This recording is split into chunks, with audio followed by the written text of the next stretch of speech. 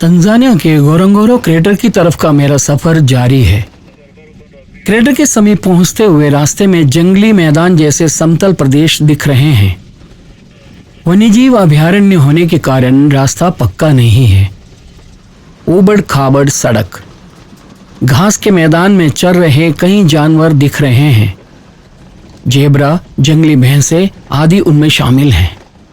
Crater के किनारे के चौड़े चबूतरे जैसे भाग के ऊपर से होकर हम जा रहे हैं। दूसरी तरफ एक घाटी दिख रही है।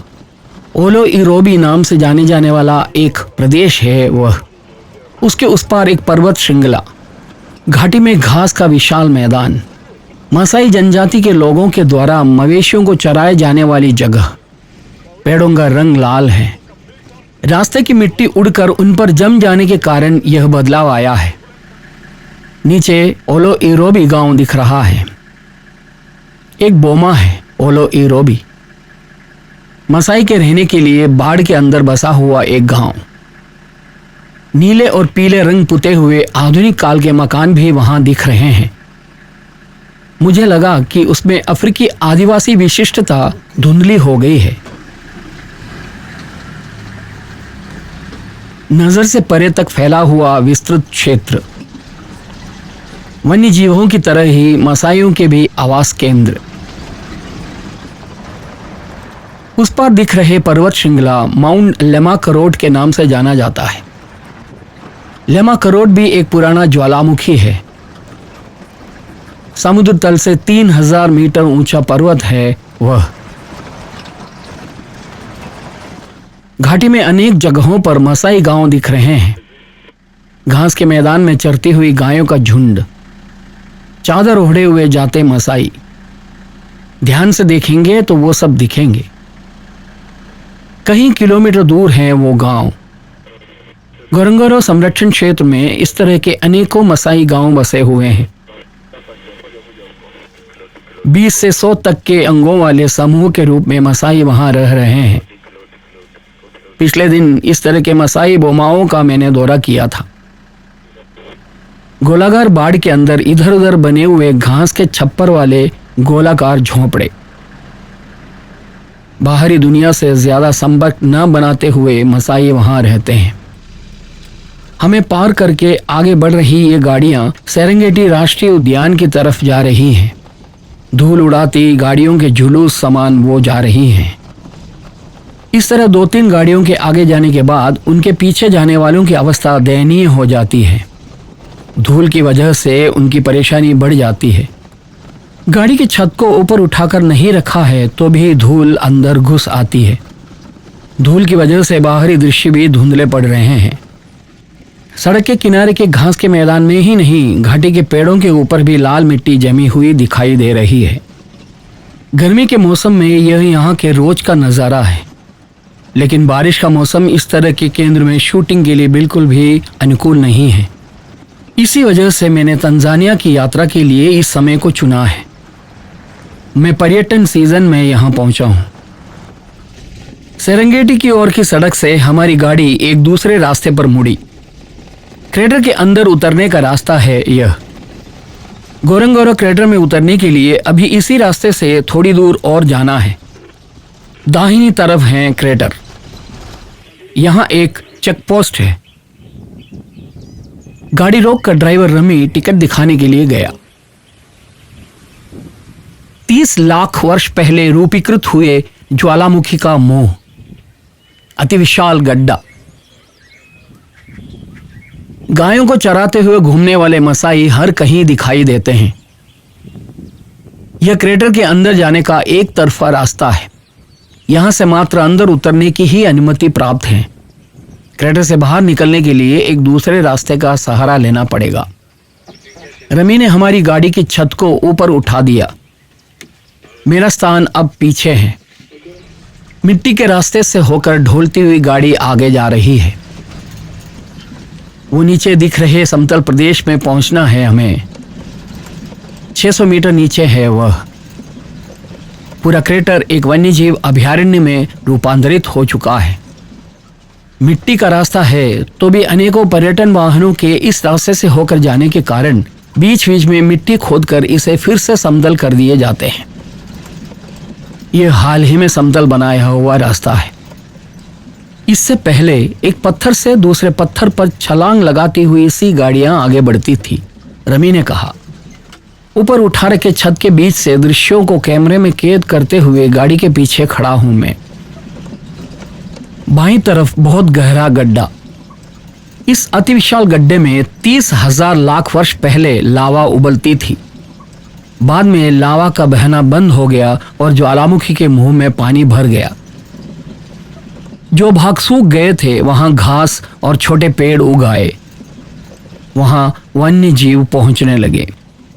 जानवर और पक्षियों के जीने लायक बन गया वह प्रदेश। खारे पानी का झील, शुद्ध जल के झरने, दलदल आदि सब कुछ है वहां। पानी और खाने की सामग्री से भरे गोरंगोरो क्रेटर में लाखों की संख्या में जंगली जानवर और पक्षियों का वास है। अभी भूमि के ऊपर रखे हुए बड़ी थाली जैसा क्रेटर, उस थाली के अंदर हर प्रकार की वनस्पति और जानवर पाए जाते हैं। प्रकृति का एक अजूबा है गोरंगोरो क्रेटर। उसके अंदर की ओर गाड़ी में सवार होकर मैं जा रहा हूं। बहुत ही विशाल पतीले के अंदर उतरने जैसा अनुभव है वह। दुनिया के ही सबसे बड़े निर्जीव ज्वालामुखी का मुंह है गोरंगोरो क्रेटर। वन्य जीवों की दुनिया के बिग 5 नाम से प्रसिद्ध 5 तरह के जानवरों को यहाँ एक साथ देख पाने की विशेषता है इस क्रेटर में। यहाँ ये रहा रास्ते के किनारे एक जंगली सुअर, चाकू जैसे तेज धार वाले सींग के साथ वह वहां खड़ा है। बहुत आक्रमणकारी है जंगली सुअर। गायों को चराने के लिए आए हुए मसाइयों को जब सुअर की उपस्थिति का भान होता है तो वो लोग वहां से रास्ता बदल कर आगे बढ़ जाते हैं। सामने के सींग ही उनके मुख्य हथियार हैं। पाषाण युग के समय से ही मनुष्यों ने जंगली सुअरों के आक्रमण का सामना किया था, ऐसा गुफा चित्रों से पता चलता है। अभी गाड़ी क्रेटर के अंदर पहुंच गई है। यहां बकरियों को चराते हुए मसाई बैठे हैं इधर उधर। पहले दिखे ओलोरोबी जैसे गांवों से मसाई गाय और बकरियों को चराने के लिए इस क्रेटर के अंदर उतरते हैं। यहां मवेशियों को चराने का अधिकार केवल मसाइयों को ही प्राप्त है। क्रेटर में जानवर दिखने लगे हैं।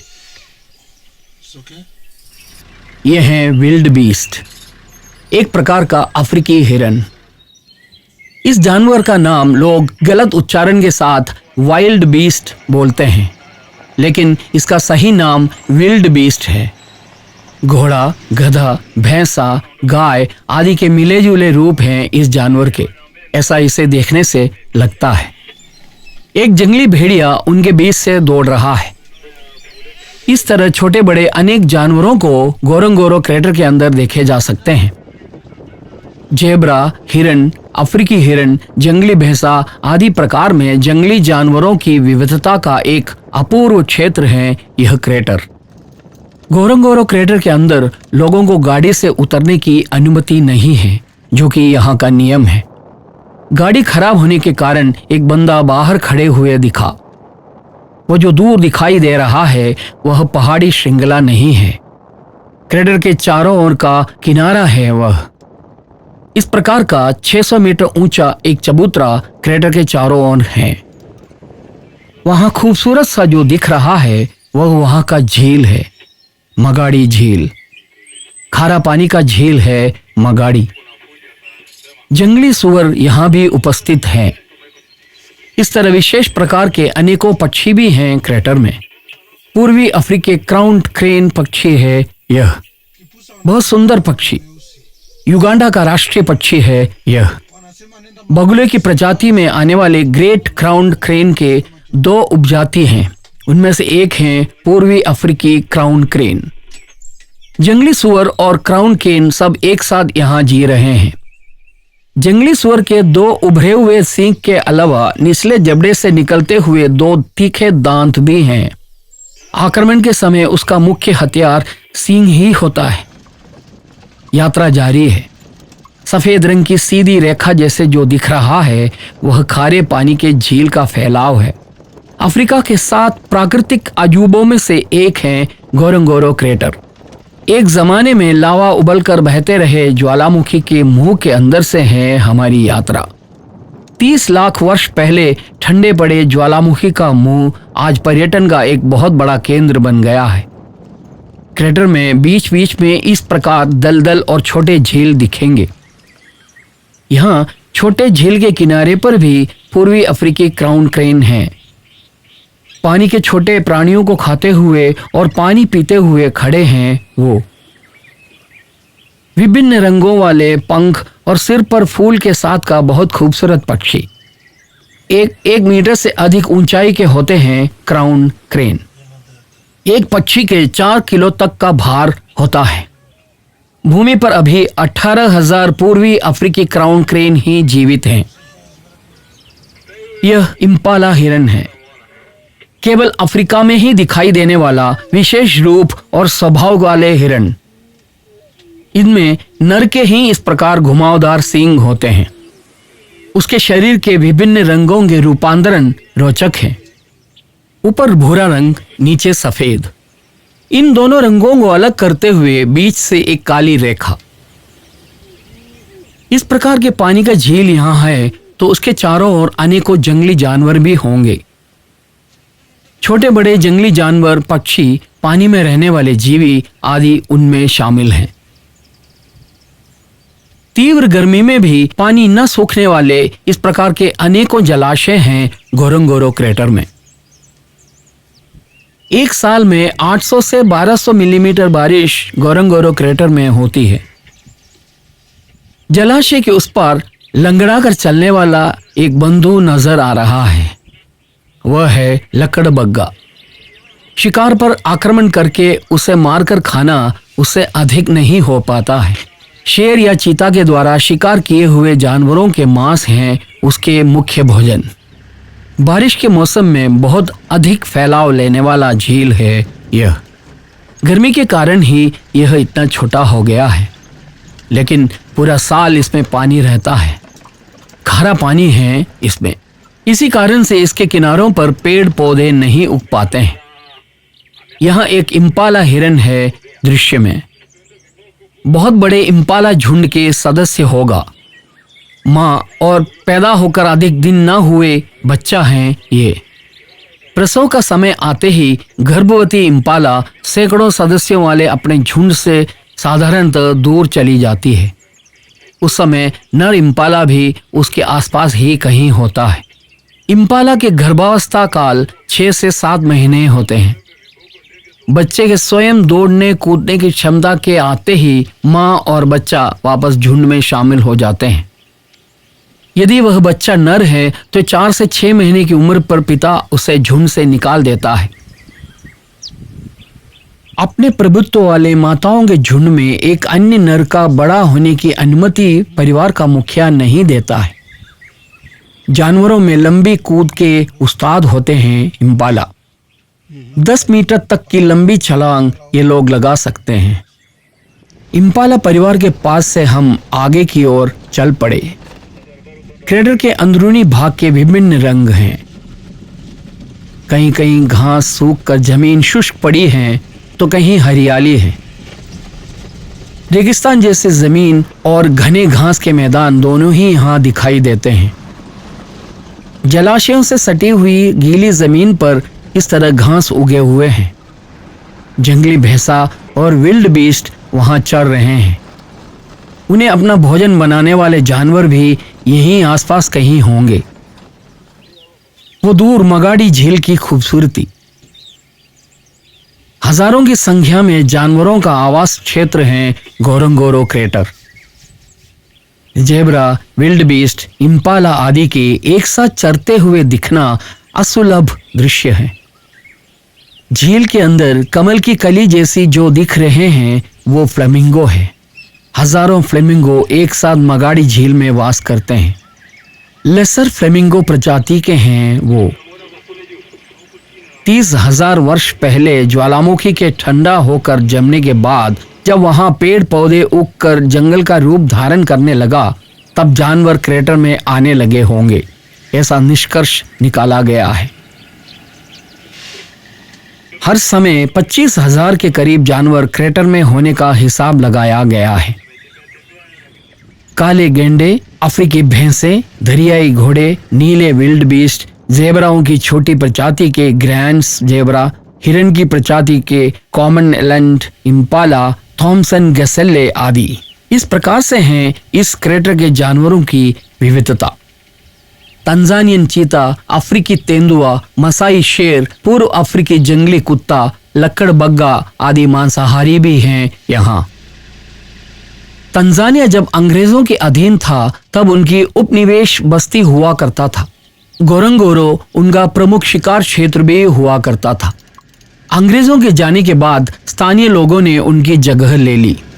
सींग के लिए उन लोगों ने गेंडे को ही सबसे अधिक मारे हैं। 1995 में क्रेटर के काले गेंडों की संख्या 10 से 14 तक की हो गई थी। सफर के बीच किसी किसी जगह पहुंचने पर रमी गाड़ी रोक देता है। जहां भी देखो वहां जंगली जानवर।